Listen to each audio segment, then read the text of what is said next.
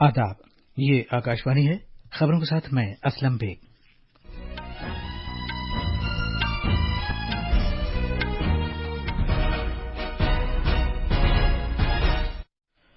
Parliament का monsoon इजलास इस महीने की 18 तारीख से शुरू होगा।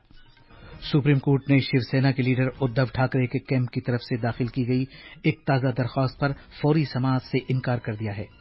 दरख्वास्त में महाराष्ट्र नए वजीर आला एकनाथ शिंदे और दीगर 15 अरकान असेंबली को मुअत्तल करने के लिए कहा गया था। महाराष्ट्र के रियासती कानून साज असेंबली के 2 रोजा खुसूसी इजलास की तारीखें दोबारा मुकर्रर की गई हैं।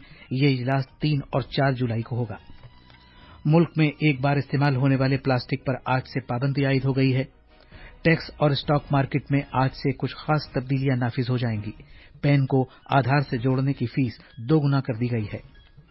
दुनिया भर में मशहूर भगवान जगन्नाथ रथ यात्रा ओडिशा में पुरी के मकाम पर शुरू हो गई है। सदर जमहूरिया, नायब सदर जमहूरिया और वजीर आजम ने इस मौके पर अवाम को मुबारकबाद दी है। और क्रिकेट में बर्मिंघम में 5वें टेस्ट मैच में आज दोपहर भारत का मुकाबला इंग्लैंड से होगा।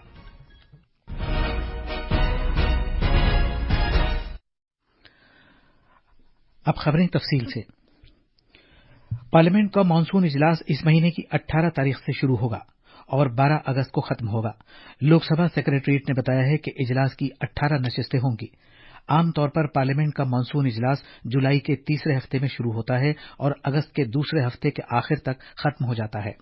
सदारती चुनाव भी इस माह की 18 तारीख को होंगे और नायब सदर का इंतखाब 6 अगस्त को होगा।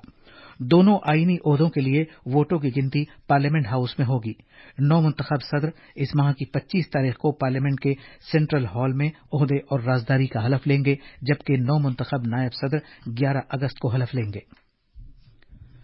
सुप्रीम कोर्ट ने शिवसेना के लीडर उद्धव ठाकरे के कैंप की तरफ से दाखिल की गई एक ताजा दरख्वास्त पर फौरी समाअत करने से इनकार कर दिया है।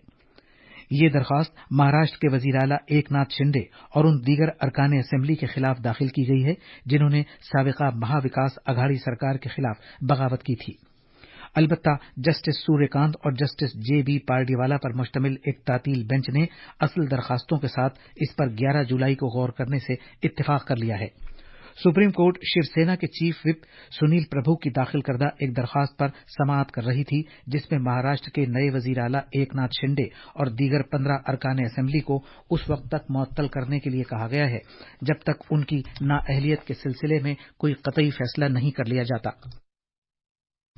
पीर को सुप्रीम कोर्ट ने बागी रहनुमा एकनाथ शिंदे और 15 दीगर अरकान असेंबली को 12 जुलाई तक आर्जी राहत दे दी थी कि वो महाराष्ट्र असेंबली के नायब स्पीकर नरहरी जिरवाल के जारी करदा नाअहलियत के नोटिस का जवाब दे सकते हैं। 2 दिन बाद गवर्नर ने उद्धव ठाकरे की क़यादत वाली महाविकास अघाड़ी के लिए असेंबली में अक्सरियत साबित करने का हुक्म दिया था। अगरचे गवर्नर की इस हिदायत को शिवसेना ने चैलेंज किया था, लेकिन सुप्रीम कोर्ट ने 29 जून को इस पर रोक लगाने से इनकार कर दिया था। इसके बाद उद्धव ठाकरे ने अपना इस्तीफा दे दिया। नतीजे के तौर पर एकनाथ शिंदे को कल शाम रियासत के नए वजीर आला के तौर पर हलफ दिलाया गया।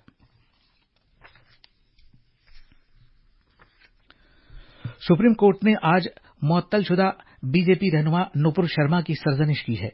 अदालत ने यह सरजनिश ज्ञानवापी मस्जिद मामले पर खबरों के एक चैनल पर मुबाहिसे के दौरान पैगंबर इस्लाम पर उनकी तरफ से की गई रायजनी पर की है। नुपुर शर्मा की तरफ से दाखिल की गई एक दरख्वास्त पर समाअत करते हुए जो उन्होंने अपने खिलाफ दायर एफआईआर्स को दिल्ली मुंतकिल किए जाने के लिए दाखिल की थी, जस्टिस सूर्यकांत और जे.बी. पार्डीवाला पर मुश्तमिल एक तातील बेंच ने कहा कि नुपुर शर्मा को पूरे मुल्क से माफी मांगनी चाहिए। सुप्रीम कोर्ट ने अपनी अफरा तफरी फैला देने वाली रायजनी से पूरे मुल्क के जज्बात भड़काने का इल्जाम लगाते हुए कहा कि मुल्क में जो कुछ भी हो रहा है वो उसकी वाहिद जिम्मेदार है। महाराष्ट्र में रियासती कानून साज असेंबली का 2 रोजा खुसूसी इजलास जो 2 और 3 जुलाई को मुनक्किद होना था, एक दिन के लिए मुलतवी कर दिया गया है और अब ये 3 और 4 जुलाई को मुनक्किद होगा। रियासती कानून साज सेक्रेटरीट की तरफ से आज जारी किए गए एक बयान में बताया गया है कि स्पीकर का इंतखाब 3 जुलाई को किया जाएगा और इसके लिए कागजात नामजदगी कल दोपहर 12 बजे तक दाखिल किए जा सकते हैं। ये खबरें आकाशवाणी से नशर की जा रही हैं। शनाख्तशुदा वाहिद इस्तेमाल वाले प्लास्टिक अशिया की तैयारी, दरामद, स्टॉक करने, تقسیم، فروخت اور استعمال پر پابندی آج سے پورے ملک میں نافذ ہو گئی ہے۔ واحد استعمال کے پلاسٹک وہ اشیاء ہیں جنہیں صرف ایک مرتبہ استعمال کیا جاتا ہے اور اس کے بعد ضائع کر دیا جاتا ہے۔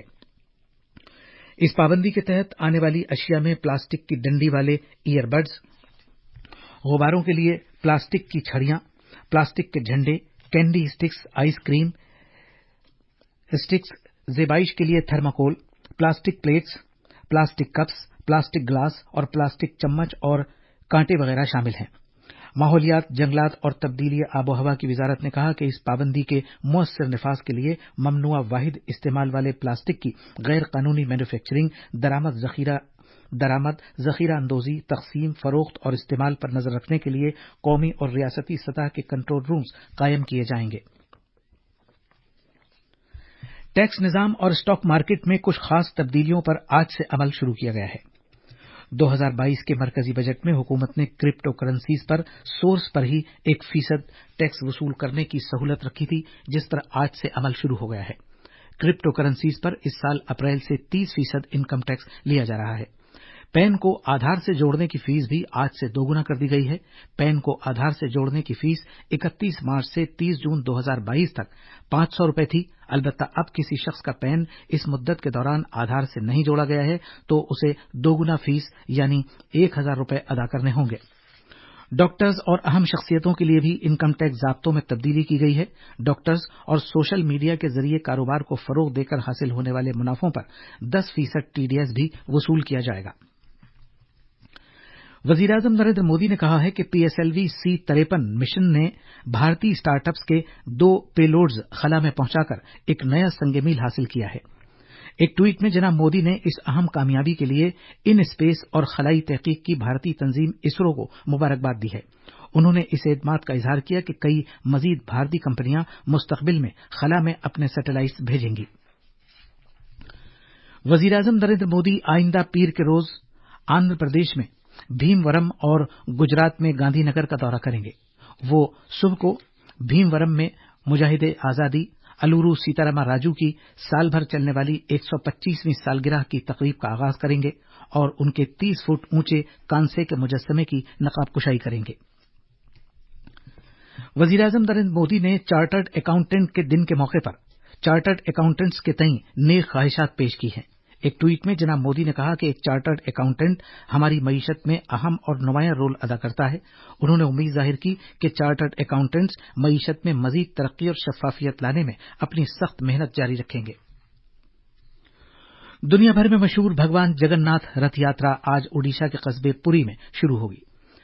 ملک بھر کے ہزاروں عقیدت مند اس میں حصہ لینے کے لیے یہاں پہنچے ہیں۔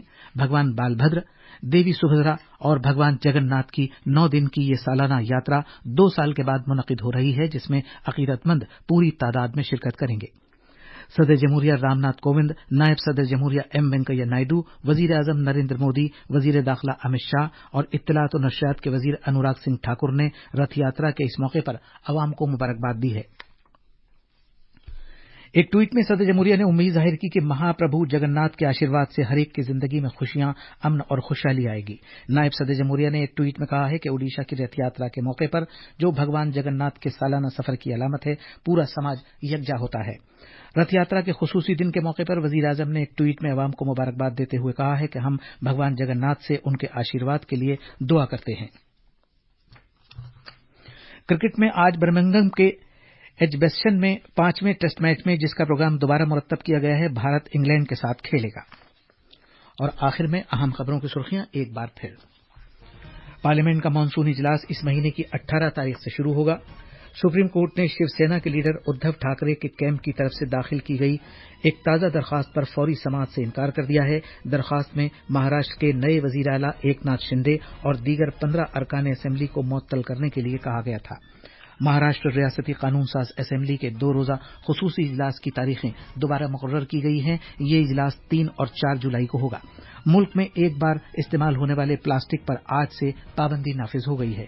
ٹیکس اور اسٹاک مارکیٹ میں آج سے کچھ خاص تبدیلیاں نافذ ہو جائیں گی۔ پین کو آدھار سے جوڑنے کی فیس 2 گنا کر دی گئی ہے۔ اسی کے ساتھ خبروں کا یہ بلیٹن ختم ہوا۔